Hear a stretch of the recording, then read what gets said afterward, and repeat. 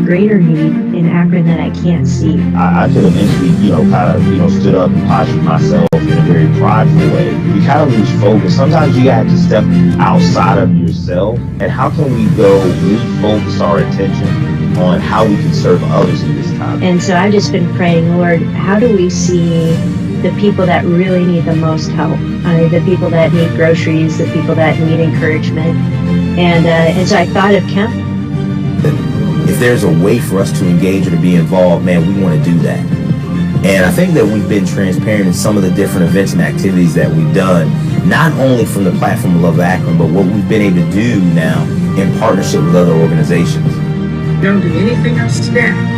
Just make sure that you love Akron. Make sure that you love Akron. Whatever you do today, wherever you go today, just make sure that you love Akron.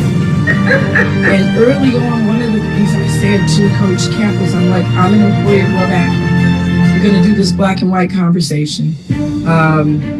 Conversation versus collision. I said, Coach, if we're going to do this, and then we're going to get to that point where we're just rocking and singing Kumbaya, I was like, then can I respectfully ask that you count me out? Because one, if this is not a forever challenge or assignment, if this is not something that we're going to do forever, I just don't want to do it. I want to do something that's going to truly make impact.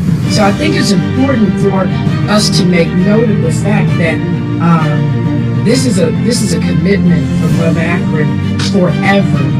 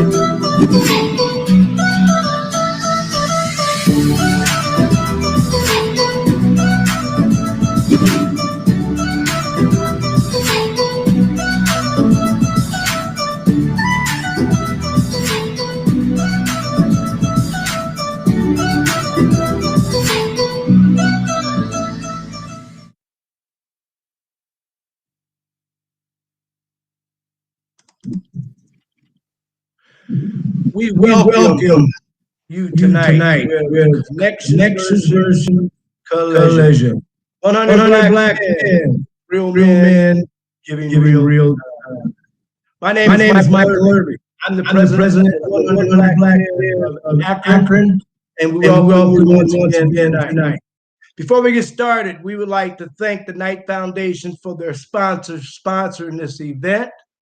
And we're so happy that they have been supporting us all through this, and we thank them. Few things before we get to the host of our moderator for the event. Just a few things about the 100 Black Man.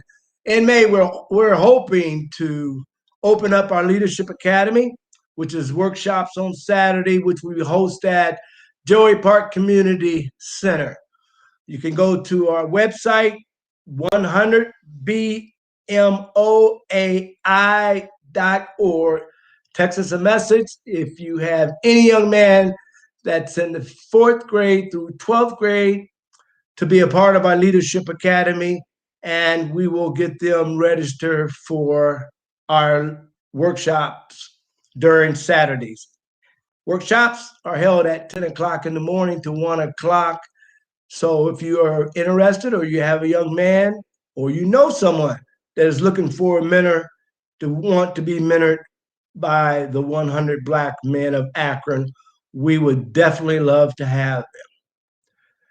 Now I'd like to introduce our moderator for the night, Mr. Lash, who is the Vice President of Administration for the 100 Black Men of Akron Incorporated.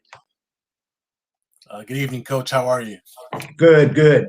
Great. First of all, it's great to be here tonight, and it's great to just be a part of such a wonderful program, showcasing some women in our community that have been what we call heavy hitters, and have actually made some huge contributions to the Akron community. So as we get into this, we're going to discuss Women's History Month. We're actually doing this program as a result of Mayor Horgan's call to action with the Racial Equity and Social Justice Task Force. And this month, we're focusing on housing and government. And we have some representatives from both entities with us this evening. And I'm excited to actually announce and introduce to you our guest for this evening. We have Judge Elinor Marsh-Stormer, who's notable throughout our community. We have Emelia Sykes, who all of us know, a rising politician in the Akron area and Ohio in general. We're very excited to have her. And we also have Cheryl Stevens, who is the CEO of ENDC, or East Akron Neighborhood Development Corporation. We're actually very excited to have all three of these women who hopefully will bring some great knowledge to and enlightenment about Women's History Month, because that's what we're actually trying to showcase and highlight. So we have some wonderful women who have illustrious careers individually, and we're going to actually get into some conversation with them. So we're actually going to bring all three of them to the screen now. It's so great to see all three of you. And I want to just say, on behalf of Love Akron and the 100 Black Men, thank you for joining us this evening. Thank you. Thank you. We actually are very. I'm having trouble hearing you, though, sir. I don't know if it's me or you, but I'm sure. Mrs. Stevens and Ms. Sykes, can you both hear me very well? I can hear you. Yes, I can. I'm not sure. We'll try to work on that. Y'all can hear him. I can't hear him. I don't We'll try know to what work I'm doing on wrong. that. Try to get that I taken care of. apologize. It's okay. It's okay. We thank you all for being here, and we're actually excited to get into these interviews.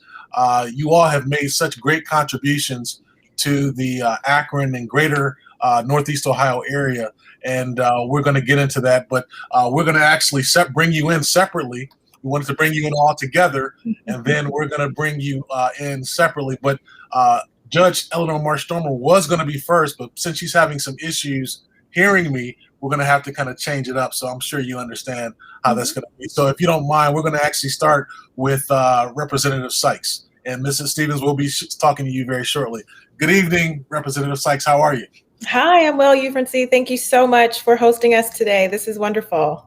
Absolutely. It's such a pleasure and honor to be able to have this opportunity to interview you tonight, especially during the month of March when we're talking about Women's History Month. And if you're looking at just Akron in general, I don't really know exactly who else we could actually showcase who has made such, at least from a perspective of a rising star, other than you, who's making some great strides in politics and government. And since we're talking about government, we're going to go ahead and just dive into it, if that's okay. Yes, please. So one of the more exciting things that have happened as relates to women and women's history is the election of President Joe Biden and his Vice President Kamala Harris. So can you being in politics and all, can you kind of share what were some of your initial feelings and thoughts when that actually happened on when they first were, kind of mentioned that they were going to be president and vice president? What were some of your initial thoughts when that happened? Thank you for that question. And again, thank you for hosting and having us today for this discussion. Women's History Month is very special, and I appreciate you saying, Euphrancy, that I'm a rising star here and engaged in politics in this community. But certainly I must say that I get it from my mother. She is certainly the original, the OG here when it comes to the political family. Sure. And my mother, as you may know, was the first Black woman to serve on Akron City Council at large. And I literally was born into this as I was in her belly when she was in City Council and serving. And so I literally was born into this and learned a lot from her. And so I'm grateful for her and the steps that she helped order for me. So to answer your initial question about Kamala Harris becoming the Vice President of the United States, wow. I mean, it still leaves me speechless sometimes to think that a Black woman is the Vice President of the United States. I'm just going to speak that into existence as well, because we will have a woman to be the President of the United States soon and very soon. And it gives me even more pride that she is a member of my sorority, and I can call her a sister. She's a member of Alpha Kappa Alpha Sorority Incorporated, and we have a legacy of being the first and the finest. And so it is only fitting that she would be supreme in service and the first in this position. And it makes me very proud for a lot of reasons, because I know how hard it is to be a woman in a field that is predominantly male driven, and to be a Black woman in a field that is predominantly male driven. And she made such strides, not only because of what she looks like on the exterior, but because what she stands for and all the experiences that she brings with her, not only personally, but professionally, as being a lot of firsts, as being a district attorney, of being a state attorney general, and now a U.S. senator, I should say, the second Black woman to be a U.S. senator in the country's history, and now the first female vice president that we've ever seen. And so when I look to Kamala Harris and I see her in these positions and she's making decisions and talking to world leaders, I think that I could be her. But most importantly, there are other young girls who think that they can be her too. I'll tell a very quick story. I was talking to a friend of mine, and she was so excited about Kamala Harris and sharing with her daughters who were of South Asian descent, and said, Kamala Harris is a lot like you. Her mother was Indian, and we share similar cultures. And she said that her daughter said, well, when Miss Emelia runs for president, I'm going to be her vice president. And I said, no, I'll probably be her vice president, because she's that phenomenal. But it just gave us an opportunity to see ourselves in leadership, to understand that we belong here too, that we have every opportunity to succeed and to thrive and to set the stage and the agenda for our community. So it was exciting. It continues to be exciting. And I'm really pleased with the way that the election turned out for our country in many ways, but including the fact that she is there. Absolutely. And I want to apologize for skipping over Mrs. Barbara Sykes, because you're absolutely correct. She was and still is a trailblazer in the Akron community, being one of the first. And so you did get it honest. As some people say, they got it from their mama. You got that honest. So kind of talk about that. I mean, can you talk about that actually kind of being raised in that environment and following those footsteps? Can you kind of talk about that for other young ladies in the community who may be looking to a career in politics or government? Can you kind of talk about how you ended up where you are? Absolutely. So as I said, when I was born, my mother was on city council, and I often joke with people, it sometimes goes over better than, sometimes better than others, that, some people, when they're in utero, they expose their children to classical music. But instead, I was exposed to city council meetings, and her going and battling with powerful men and not backing down. And so that's what I got from her, especially in this line of work. She showed me and taught me that you stand up for yourself, you stand up for the people that you serve, and you don't back down, because that's what they count on. They don't want you to be there. And oftentimes they'll do things, especially because you're a woman, to make your job harder. But that just means that you're doing it right when they start to challenge you, and keep going. Use that as motivation to keep going. And so I'm so grateful for that leadership that she paved the way for me. And if I can be completely honest with you, I did not intend on being in elected office.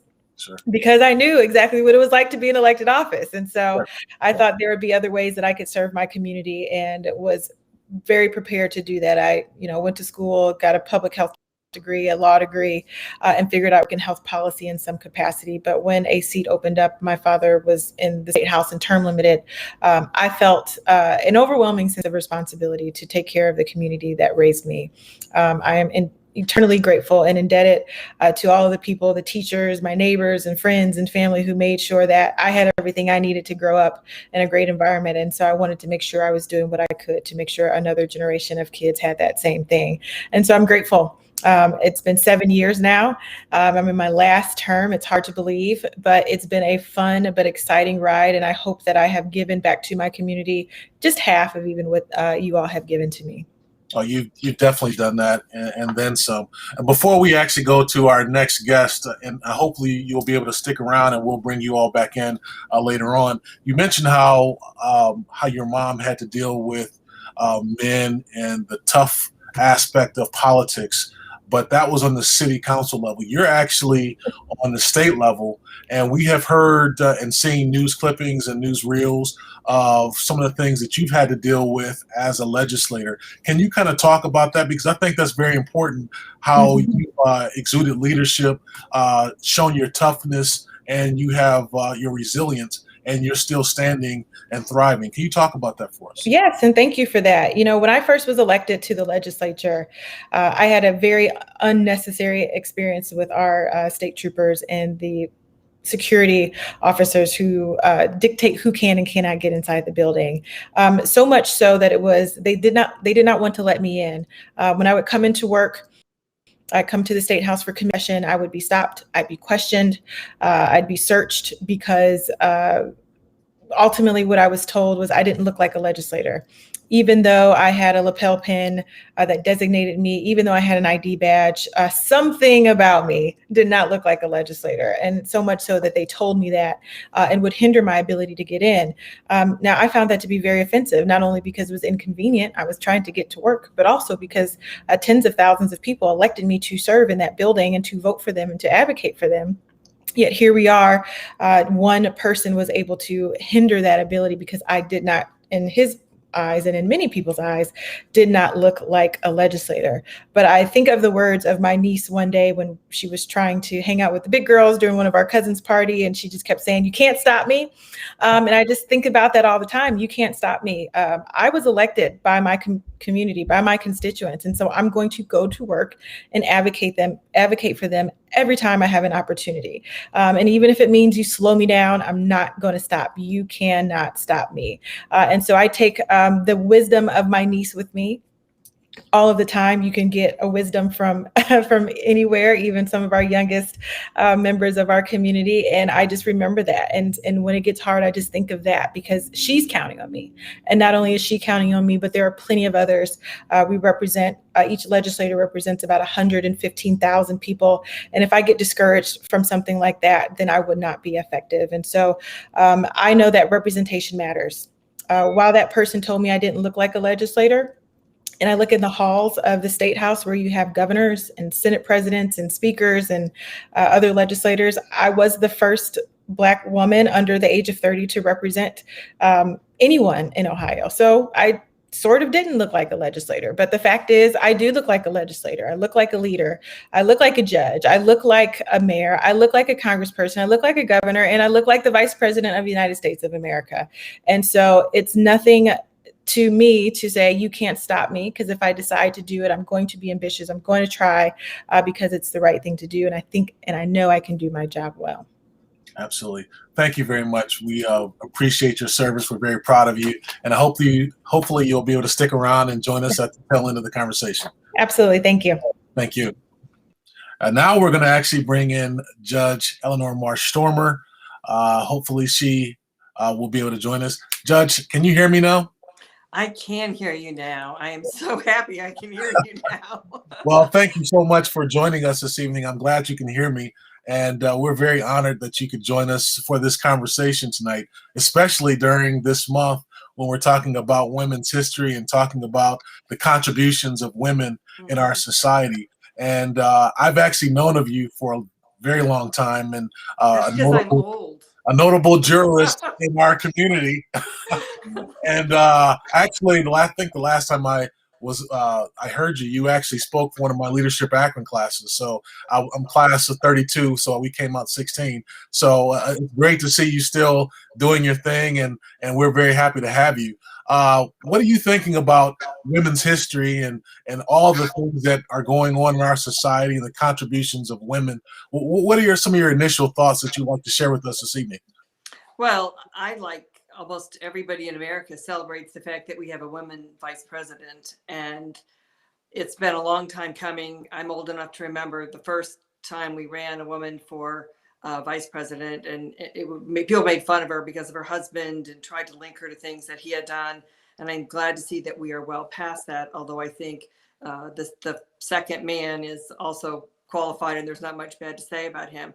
I think we live in an unusual time, and I am delighted that so many of the things that my generation and the people who went before me fought for are now, they're able to be taken for granted by some younger women. And I don't say that in any kind of a disparaging way. I think it's great that they don't have to think about it. In thinking about this, I was remembering the first time I ran for anything, which was for president of my class in the 5th grade. And I made little stickers and cut things out and brought cookies in.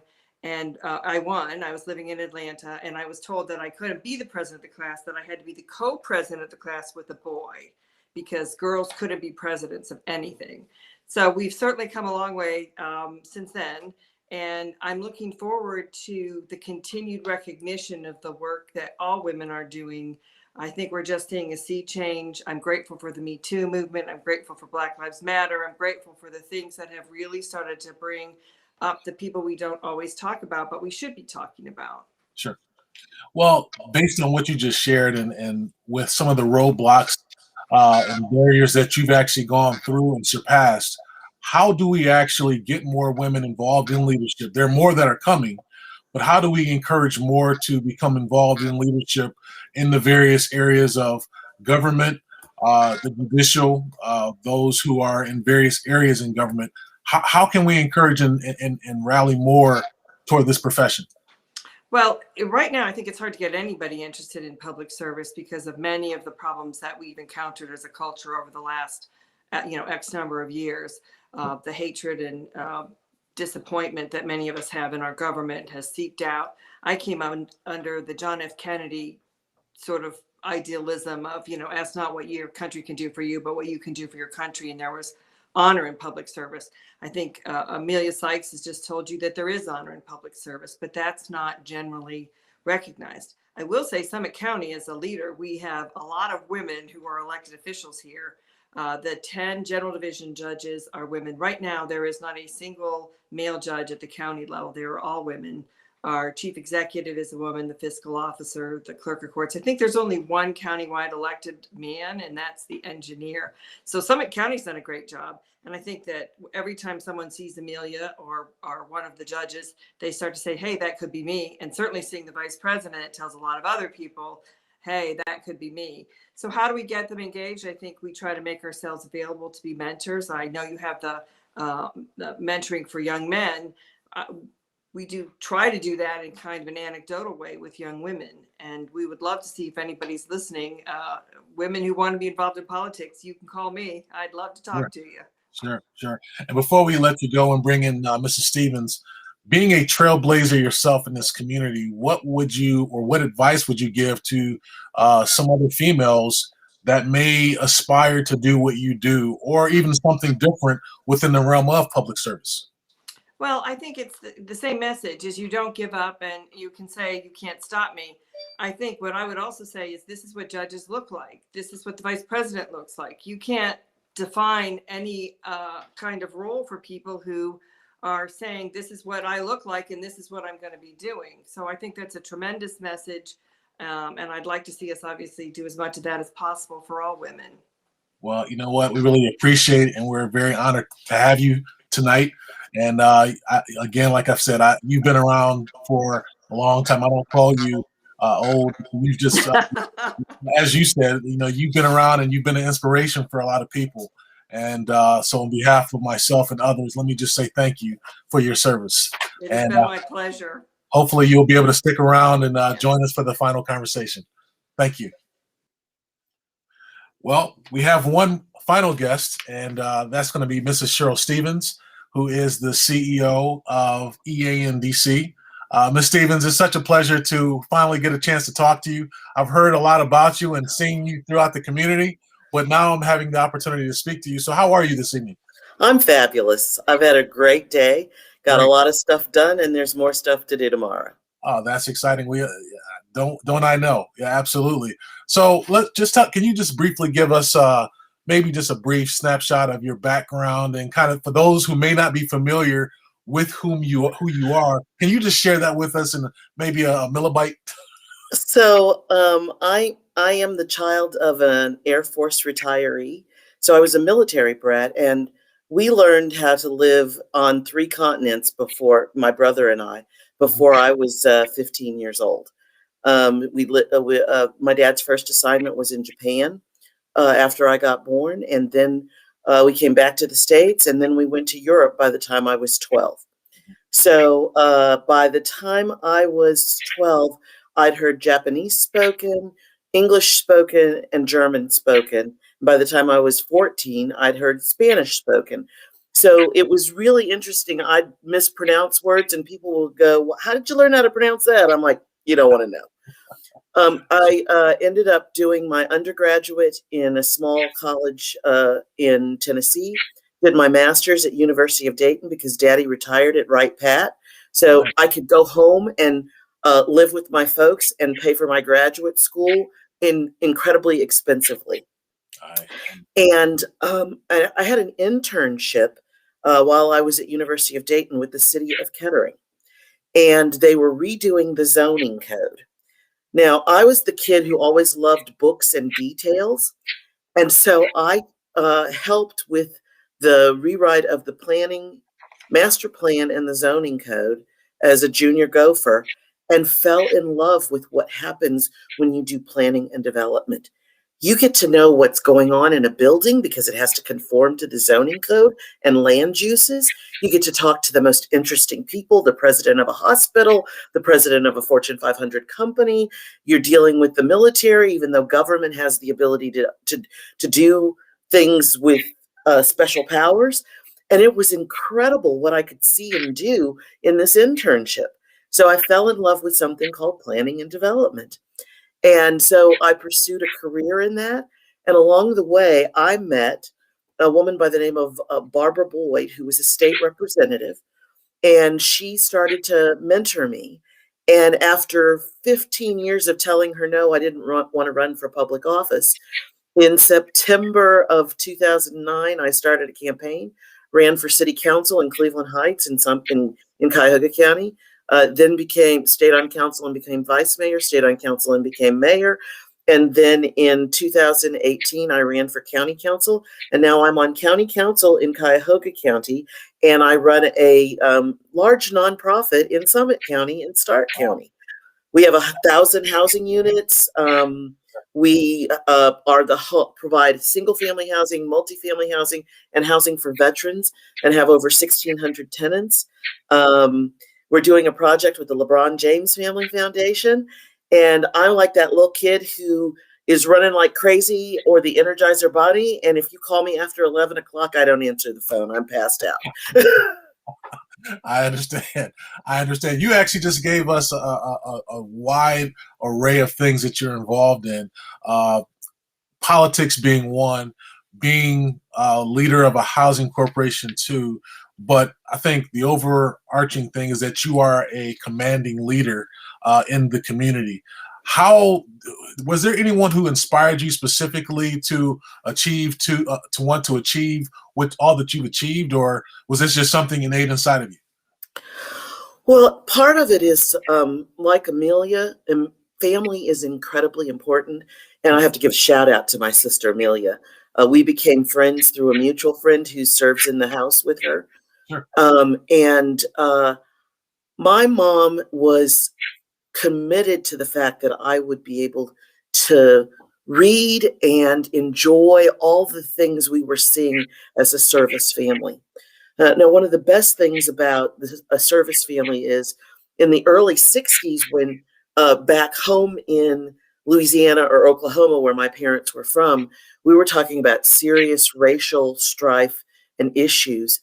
My parent on bases in Japan and in Germany and in Spain, we were treated the way Americans are supposed to be treated.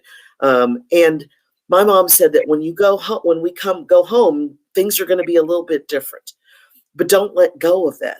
So I began to read books and understand opportunities and options that weren't the things that were being coached into little Black girls. And so I've always lived outside the standard boundaries for what a little Black girl is supposed to do. And so now that I'm a mature Black woman, I walk in. I remember the first time I was a full director of planning and development for the city of Cleveland Heights.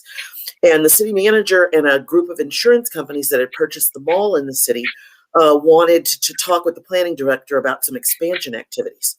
So he walked out to call me and asked me to come over. And then who knows, he got distracted doing something else. So I walk into the room in my little pink silk dress, and I fix myself a cup of coffee at the credenza.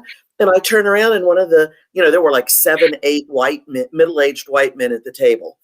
And one of them says, "We're waiting for the planning director." And I said, "Good, because I'm her." And they were all like, before they could catch themselves, right, their mouths dropped. Right. Oh. And I said, and I named the person I talked with over the phone. And it was absolutely hilarious because Cheryl Stevens doesn't tell you anything about my ethnicity. Sure.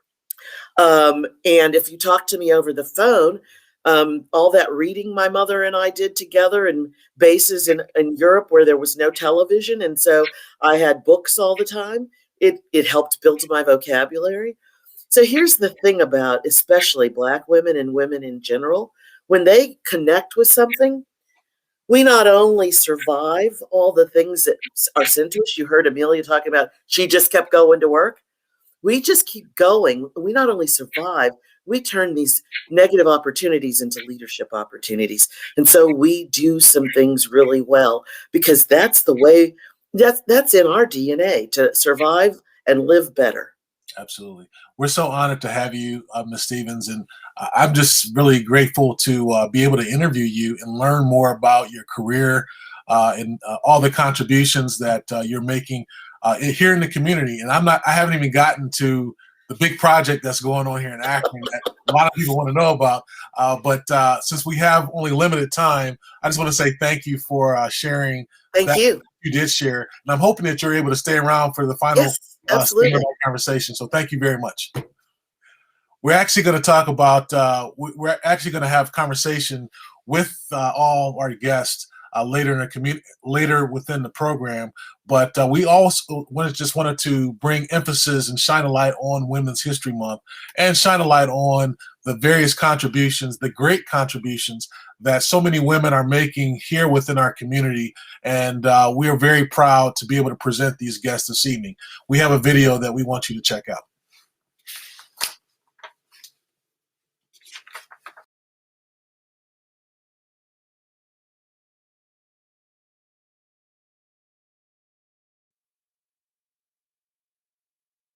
Looking to take your love for Akron to another level?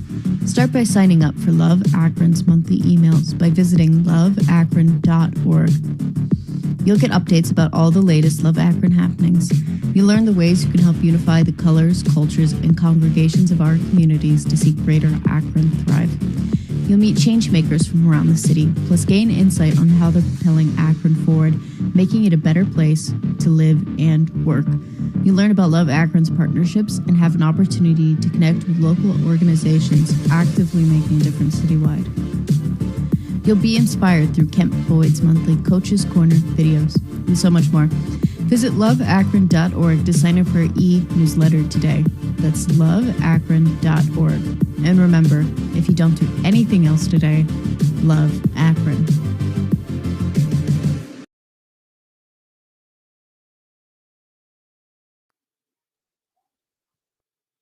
Thank you for checking our video out. We're actually, again, just grateful that you have chosen to spend some time with us this evening. And we actually want to transition all of our guests back into the conversation. Representative Sykes, Judge Elinor Marsh-Stormer, and Mrs. Cheryl Stevens. And we're going to just have a conversation. Ladies, again, thank you so much for joining us this evening. And I'm just going to throw some questions out and feel free, whichever one of you would like to take advantage of the question, feel free to do so.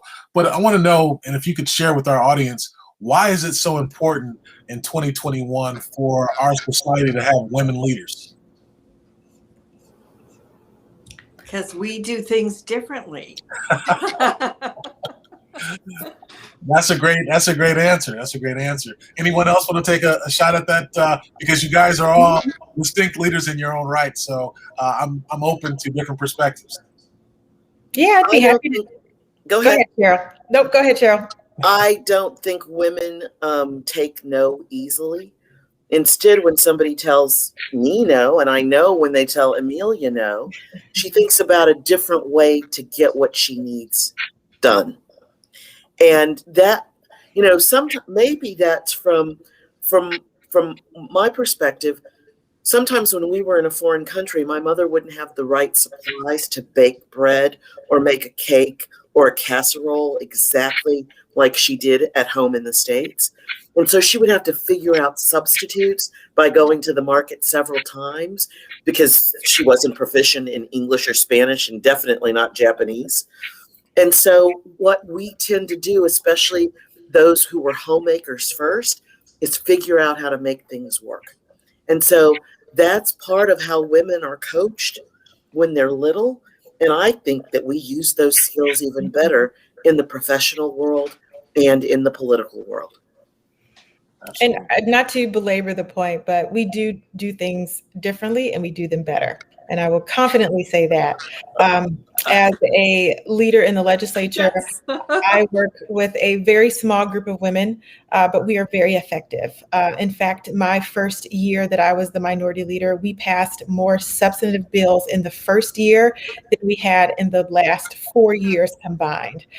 We have a majority female leadership team. It's the first time ever in history of the Ohio House there's been a majority female leadership team, and I credit it to the way that we address the work that we do. We don't always get the credit, but we get the work done, and it's just a matter of understanding that sometimes I might not be the best messenger. We'll find someone else who is.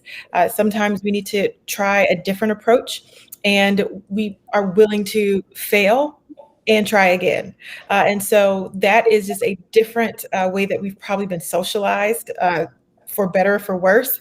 But in my line of work, I find that the women legislators on both sides of the aisle, frankly, are far more effective and really much better at the work than some of my counterparts, because it's a lot less about our egos and much more about the work in our communities and serving our constituents.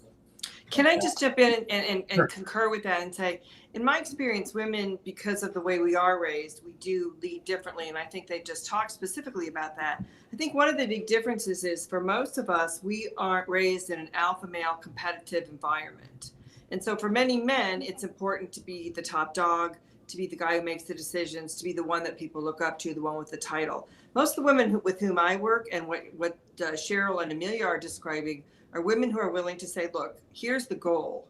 What's the best way to get to the goal, and how are we going to reach that goal? And if you carry the ball, fine, go take the credit. And we shouldn't always do that, but I think it's effective. The other thing that I've noticed in women leaders is they're very open to collaboration. Mhm. So again, we weren't socialized to be the guy who always carries the ball or the quarterback or whatever. We can be the quarterback, but we're happy to recognize that there's a whole team of people involved with us. And I think that's changing for men. I think as men grow up under women leaders, they're starting to see that there can be a different way of solving problems, that it can be collaborative. And Summit County is an incredibly collaborative county. I mean, we are really unusual in the state of Ohio, and Yes. probably unusual across the country. So, and Love Akron is a great example of that, people coming together from all different places. So I do think that the leadership that women bring, I like it better because I think it works really well. The other thing I would say finally is just that we don't self-identify as judge. I'm Elinor Marsh-Stormer. I have a job as a judge. I'm a mother. I have grandchildren.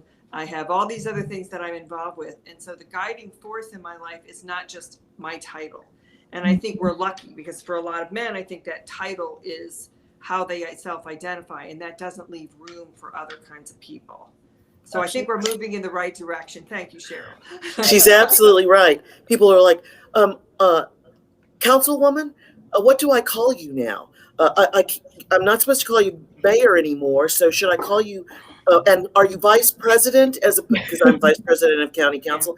And I'm like, my mother named me Cheryl. And when all those titles go away and I'm no longer elected, you will still call me Cheryl. And I want you to continue to call me Cheryl unless I'm on a dais in my vice presidential position. And when I'm there, that's what you call me. But right now, we're having lunch and you may be calling me Cheryl. If you like me, and if you don't like me, keep that to yourself. That's a great response. And in fact, just transitioning with all the things going on in our society over the past, I would say, year, with the racial unrest and things like that, we've been talking about racial equality. I think just as important is gender equality. How important is gender equality as women leaders? I mean, in your respective areas, how important is that? Well, I'll say for the legislature, Ohio has one of the lower end of female women representation in our legislature. And that's even after a year where we made pretty significant gains. So we have a lot of work to do. Women are about 50%, or a little over 50% of the population, but represent about 22 to 24% of the state legislature. So there is no parity with the state. We are not fairly represented. And as Ruth Bader Ginsburg said, I will be happy when there will be 9. I'll be happy when there are 99. So I'm going to take that line from her because that's how many legislators there are in the Ohio House, and that's when we'll have enough women in that position. And so as you start to look at that, we then can question what is the policies, or what are the policies that we're seeing, and how are they not being reflective of what people need? So why is it that childcare policies are not conducive to actual life? Why is it that we have such high infant and maternal deaths in our state? Why is our minimum wage so low? Or why don't we have a refundable earned income tax credit? Why is housing so challenging to get? Well, when you look at our leadership, it's just not experiences that they have. And so in some respects, you kind of can't blame people if they don't have these experiences. But it's also the reason why we need more women in elected office, especially in legislative bodies, because we have the ability to say, these are our lived experiences. And this is why this particular policy needs to change for 50% of our community. I'm not talking about small groups, it's 50%. And so if you're creating barriers for that much of our population, then that means all of us are suffering. And that's how we all should feel and all should treat it. And I would be remiss if I didn't talk about the representation of Black women, because Black women make up less than 5% of legislators across the country. And that's very problematic as well, because it's not also reflective of our state. And we need all of these voices. And when we have these types of issues, that there are intersections, because sometimes these things don't always occur the same. And when you have different marginalized identities, you feel things differently, and you're treated differently. We need those people. I just did an interview earlier today about the 100th anniversary of the right to vote. And I had to remind the interviewer that all women did not get the right to vote 100 years ago. Native women, Asian women, Black women, women who don't know English as a first language, we did not get all of our rights to vote. My grandmother did not get her right to vote 100 years ago, and she did not get her right to vote until the Civil Rights Act. And so we have to keep those things in mind, because not only are they holding some women back, they're holding all of us back. And as Audre Lorde said, none of us are free until all of us are free. And I'm just waiting for all of us to be free so we can have the best society that we possibly can have, because that helps every single person, not just the women, but the men too. Can I just chime in and say, Sure. you do need men. You do need men to have, because their perspective is valuable. Mr. Lash's perspective is valuable. So we don't need 100% of men running things. I think women tend to sometimes take themselves out of the running because they think they have to be perfect. They have to be really, really knowledgeable. And I'll be honest, I love men, but I've met a lot of them who never worried about being perfect. They were happy with mediocre and felt that if they got to mediocre, then that was enough for them to tell you what to do with yourself. So I think the question is focusing on quality, and empathetic men are important parts of what we do. But I agree, we need more women everywhere. But my experience frequently in talking to women who are community activists, and I say, hey, think about running. I couldn't, I don't, I'm not educated, I'm not that, all these different reasons why they feel like they can't, when a white man absolutely would do it. And I hesitate to say that, but many men would do it, whereas a woman wouldn't necessarily do it. And I think we have to be really, assertive about reaching out and saying, no, you can absolutely put yourself into the running here. Well, society picks on us more. So, for example, you wear the same dress to 3 different events, and somebody says, don't you have another dress? That's true. Was it clean? Did I smell good? What's your problem? Yeah. Oh, your hair. I don't like that hair. That dress is too young for you. We get all sorts of comments from all sorts of directions. None of my male colleagues ever get somebody saying, that suit, those pants are too tight for you. You should not wear them again.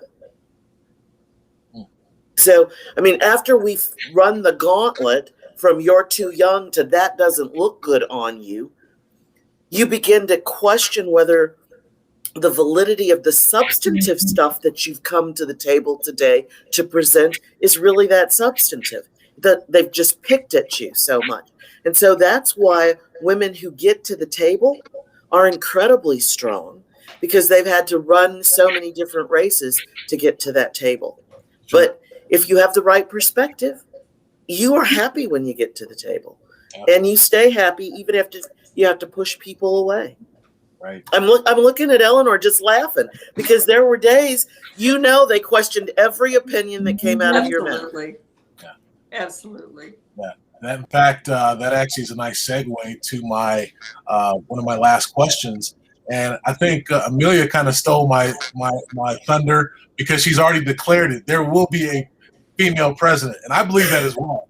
I believe that will happen in my lifetime. So I hope it does. But when we look at the broad spectrum of politics and public service and leadership in general, we do see women are making strides, but probably not enough. As you all have kind of echoed, there are not enough women leaders. Can you share anything with our audience as to, how we can make those strides? How can we have a governor in Ohio, a female governor? Maybe a mayor. There are a lot of female mayors, but there haven't been enough. A female governor, female senator from the state of Ohio. What are your thoughts about that? I'd like to vote for a woman senator. So we have to stop being as risk averse as we are. Sometimes we have to humble ourselves to be able, fundraising, which you have to do in our society, the way we get elected, is we have mailers, flyers, signs, advertisements, ads in the newspapers and magazines, and an election season for a local, for a city council race in suburban Cleveland can cost somebody $15,000. A mayor's race can cost as little as $30,000 but the larger the suburban community, the more it costs. And the race in Cleveland can cost anywhere from $200,000 to $500,000. Now, it's a lot less in Summit County. I probably should have moved to. But it gets incredibly expensive. Last year for a county council race, I spent close to $50,000. Wow. And so that having to raise that kind of money outside of what you have to spend on other things, it becomes difficult. Well, don't you think, Cheryl, that part of it is, I mean, we have to raise the money. I mean, to run for judge in this county, it's seriously between $100,000 and $200,000. Yeah. So you have to have your own money, and you have to have, people with money who are willing to support you, and we're limited in what you can give. But part of the generic question is, women have to become palatable to men who write checks. Women are not really great at making political contributions yet. And that's another area where I think we really have to try to get our sisters to say, you want to see someone who looks like you, you're going to have to step up. And, we need you to write cards and letters, but we also need you to raise money. And I am old enough that I remember people would say, I've got to go talk to my husband before I can write this check. We are past that. But we are. I don't have one of those, so I have to figure out how to write the check myself. And I hope, and I'm sure you do, yes. But there are a lot of women who would say, no, this is old news. I mean, I'm talking about when I was first involved, which is decades ago now. But you still have to become palatable to men. And I don't say that in a demeaning way. I think we're raised to do some of that. But I think many times women are called upon to couch what they say and do and how they present themselves in a certain defined role. When you look at the men in the Senate and compare them to what the women look like in the Senate and how the women dress in the Senate, I mean, there is a marked difference. Those women are spending, time, just like Cheryl said, trying to make sure they have an appearance that's palatable so that their constituents will vote for them and they can raise money. Is it onerous? I not really. It's just part of the deal, I think. Emelia, you're younger. Are you dealing with this too? Absolutely. It is certainly there. But as you mentioned, that there was a generation before us who was willing to fight for us to take advantage of some of those things. And we do. And so sometimes you'll see my hair straight. Sometimes you'll see it curly. Sometimes you'll see it long. Sometimes you'll see it short. And sometimes it's just not palatable for anybody. And it's just what it looks like. Unfortunately, hair is a big thing about, as you're saying, the things that we have to spend a lot of time on. And part of the conversation that I certainly get. I recall one of the newspapers, they do like a superlatives of sorts. And for several years, I got the best dressed award of the legislature. And sure, that's great. But, I had 6 figures worth of student loan debt for a law degree and a master's degree. But why don't we talk about the bill I have that protects victims of dating violence to get civil protection order, something that had not been that never happened before. Let's talk about that instead. But instead, you're going to talk about my wardrobe and my handbag. And so, sure, I'll take the recognition, but let's talk about the work that I'm doing, that I'm making a difference in people's lives, that my presence is going to change people, that people who don't even know my name will have safety and security because I decided to be in this position. And so it does frustrate me, and it is challenging, and that is going to continue to be a thing. But hopefully when kids like my niece are in their position, they don't have that burden. And we would have made that a little bit easier. So someone opened the door for us to get in the room. We're in the room now. Now we're going to make the room much more convenient and have them turn the air down too, because everybody doesn't wear a suit with a jacket and a tie and all that stuff. So it's too cold too. So we also, I just enjoy the fact that there are a lot more women in these positions and are willing to speak up and be bold and be brave and declare that we belong here. I mean, it has to start with all of us, especially those of us in positions now, being confident. And I know, especially with Judge Stormer and Councilwoman Stevens, are confident women. I've learned a lot from them, and they don't take anything from anybody. And that's just who we have to be. So that when everybody knows that, I'm not letting any secrets. Everybody knows that. So they know that we are tough, we are strong, we are dedicated, but we are effective. Mostly, we are good at what we do, and we are better than most. And I'm not afraid to say that I am better than most. And that's why you elected me. And if if I wasn't, you shouldn't elect me again.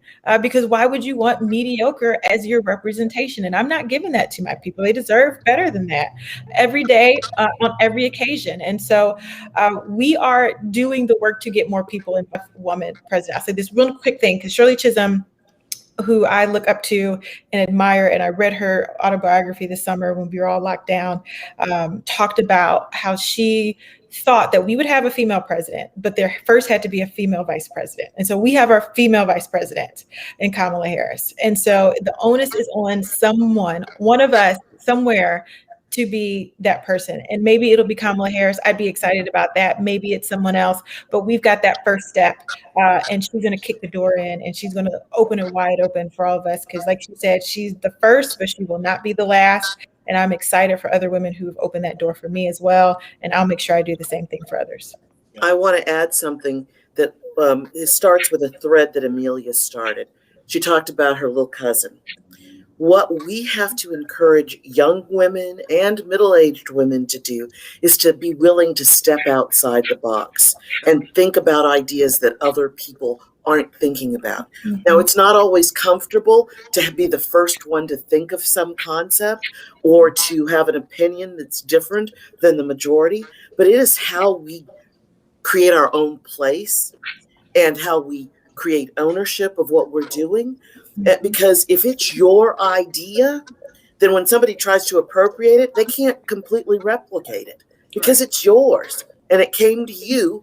And the more often we're willing to step outside the box and stand up for what we believe is appropriate or to do projects that are different, then the more projects people will give us, the more opportunities to lead strongly they will give us. Sure. And I wish that we had probably another 2 hours to expand this conversation and have time with all three of you, because there's just so much knowledge, and here it's just been so rich. I want to just give you an opportunity, if you will, for you all to have some closing comments for our audience. As you know, this is a video, so it'll stay up, but there may be some young woman who may view this and receive inspiration just by some of your words. So if you will, if all of you will just give a few closing comments before we close. We can start with Mrs. Stevens. So step outside the box, take a chance, live your dreams. Because when you go home at night and you get in the bed, the only people who had to share something were those people who were born twins. You will be by yourself, and you've got to figure out whether what you did made you happy, mm-hmm. and that you can live with it into the future. So make good choices, but be willing to step outside and do something slightly different and stand up for yourself. Wow. Judge Stormer. Wow. What more can you say except this? Just because you haven't seen somebody do what you think should be done is not a reason to not do it. You don't have to say it's because Vice President Harris is there that I can go into politics. You can go into politics. Mm-hmm. You want to work in the government? We want you. You want to be involved in community activism? There's a place for you. So just because you haven't seen someone exactly like you doing it, you could be the first one. It would be great. Wow. And last but not least, Representative Sykes. Just do it. Just saying the same thing everyone else said. I know for women, especially those in elected office, they often say that we have to be asked 7 times before we decide to run for office. So run for office, run for office, run for office, run for office, run for office, run for office, run for office, run for office. This is your 8th time someone has asked you to run for office. Just do it. We need you. We need your experience. We need your expertise. Just do it. Don't be afraid. I know it is scary, but you can reach out. There are plenty of supports. There's organizations. There's people in there. I know both of these ladies have been helpful to me. I will be helpful to you. Reach out to someone who you may see doing what you want to do or think can help you. And if we can't help you, we'll find someone who can. So at the end of the day, just do it. We've got your back. There is a whole network that you may not even see that could be there to support you. Can I just add one more thing? Tell all your friends to vote. Register your family and friends and get them to vote, because that really, we can talk all day long, but if nobody shows up to vote for us, it really doesn't make any difference. So vote. Absolutely. I just want to, I mean, you all have said so much, and I want to just say, as we close, thank you so much. We're very grateful and appreciative of your time, of your contribution to our community, not just here in Akron, but the greater Northeast Ohio area and Ohio in general. Thank you for everything that you have done and what you're going to do. We're excited to see exactly what things are yet to come. So thank you, and thank you for being with us this evening, and we wish all you the very best. Thank you. Thanks. Thank you. Bye. Bye-bye. Well, there you have it. We've had a power panel, and I'm very proud to have been able to moderate this panel discussion with those powerful leaders. And we're going to bring in Mrs. Lori Porter of Love Akron as we close out this wonderful conversation. And Ms. Porter, I don't know what else to say other than just kind of filled with pride that those women, I mean, they're just phenomenal. And I'm very glad to have had the opportunity to be able to have that conversation. So thank you in Love Akron and 100 Black Men, and thank our audience as well. Thank you very much.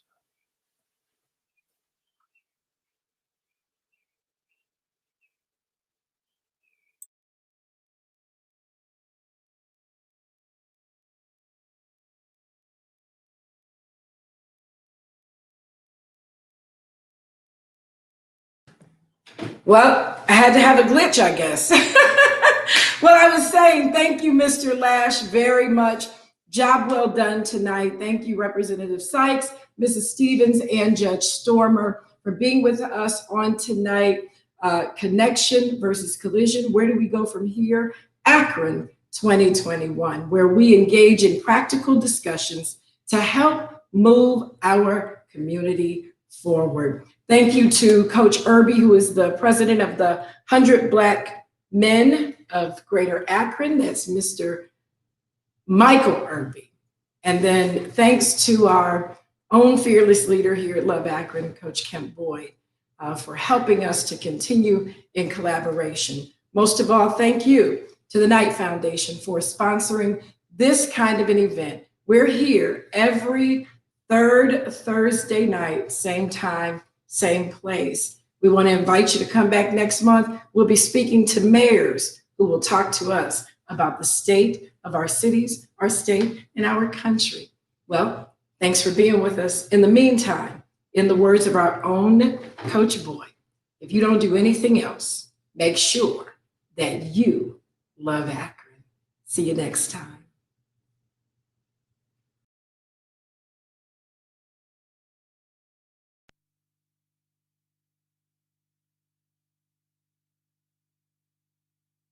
Much greater need in Akron that I can't see. I could eventually, stood up and postured myself in a very prideful way. You kind of lose focus. Sometimes you have to step outside of yourself. And how can we go refocus our attention on how we can serve others in this time? And so I've just been praying, Lord, how do we see the people that really need the most help? The people that need groceries, the people that need encouragement. And so I thought of Kemp. If there's a way for us to engage or to be involved, man, we want to do that. And I think that we've been transparent in some of the different events and activities that we've done, not only from the platform of Love Akron, but what we've been able to do now in partnership with other organizations. Don't do anything else today. Just make sure that you love Akron. Make sure that you love Akron. Whatever you do today, wherever you go today, just make sure that you love Akron. And early on, one of the things I said to Coach Kemp was, I'm like, I'm an employee at Love Akron. We're going to do this black and white conversation, conversation versus collision. I said, Coach, if we're going to do this, and then we're going to get to that point where we're just rocking and singing Kumbaya, I was like, then can I respectfully ask that you count me out? Because one, if this is not a forever challenge or assignment, if this is not something that we're going to do forever, I just don't want to do it. I want to do something that's going to truly make impact.